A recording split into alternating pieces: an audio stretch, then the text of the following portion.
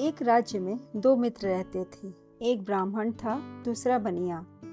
एक बार दोनों को एक साथ विपत्ति ने आ घेरा।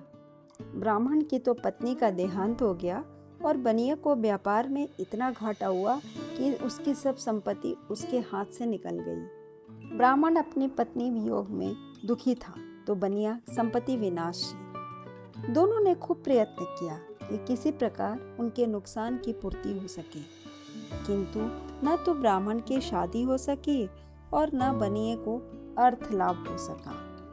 अंत में दोनों ने राजा के पास जाने का निर्णय लिया, क्योंकि उस राज्य का राजा बड़ा ही दानी था। अपने द्वार से किसी को निराश नहीं लौटाता था। इसी कारण उस राजा की कीर्ति दूर दूर तक फैली हुई थी। अतः दोनों राजा से अपनी अपनी आवश्यकता की वस्तु मांगने चल दिए। मार्ग में उन्हें एक मस्त मौला फक्कड़ मिल गया। उसने उन दोनों से पूछा, अरे भाई, तुम लोग कहाँ जा रहे हो? और दोनों ने बोला, हम लोग राजा से अपनी अपनी आवश्यकता के अनुसार वस्तुएं मांगने जा रहे हैं। राजा बड़े दानी हैं, तुम भी चलो, कुछ मांग लेना। वह फक्कड़ बड़ा ही संतोषी किस्म का आदमी था। उसे कुछ भी नहीं चाहिए था, फिर भी वह उन दोनों के साथ हो लिया। तीनों राजा के पास पहुंचे। राजा ने उनसे आने का कारण पूछा।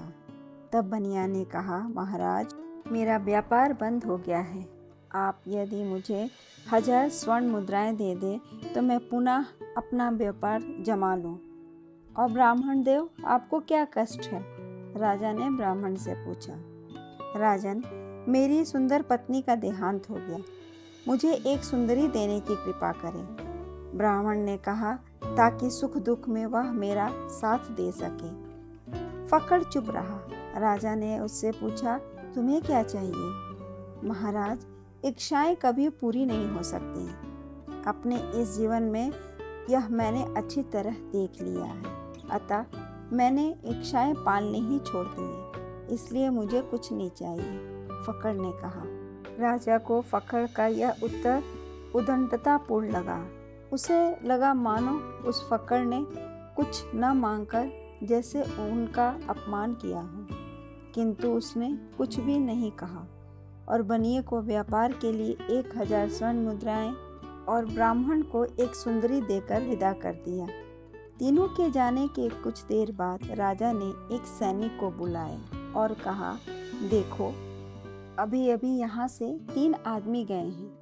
एक के पास स्वर्ण मुद्राओं की थैली है, दूसरे के पास एक सुंदरी, तीसरे आदमी को, जिसके पास कुछ नहीं है, पकड़ लो और उसका सिर काटकर हमारे पास ले आओ। उधर वे लोग राजधानी के बाहर निकले ही थे कि बनिया थैली के बोझ से थक गया। उसने थैली फक्कड़ को दे दी और कुछ दूर तक ले चलने की प्रार्थना की। बनिया ने उसे वह थैली दी ही थी कि तभी पीछे से वह सैनिक आ गया। उसने खाली हाथ देखकर बनिया को पकड़ लिया और उसका सिर काटकर राजा के पास ले आया। बनिया का कटा हुआ सिर देखकर राजा को बहुत दुख हुआ।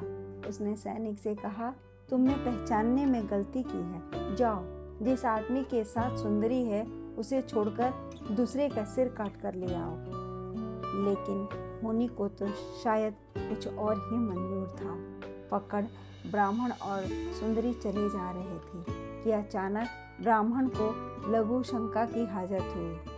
वह झाड़ियों के किनारे लघु शंका के लिए रुक गया। सुंदरी उस फक्कड़ के साथ चलती रही।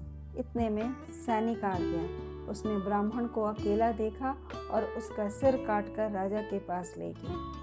राजा ब्राह्मण का सिर देखकर आश्चर्य में पड़ गया कि जो लोग मांगने आए थे वह मारे गए, मगर जिसे कुछ नहीं चाहिए था उसे स्वर्ण मुद्राएं और सुंदरी मिल गई। किसी ने सच ही कहा है, संतोषी व्यक्ति को बिना मांगे ही सब कुछ मिल जाता है। संतोष ही सबसे बड़ा धन है। धन्यवाद।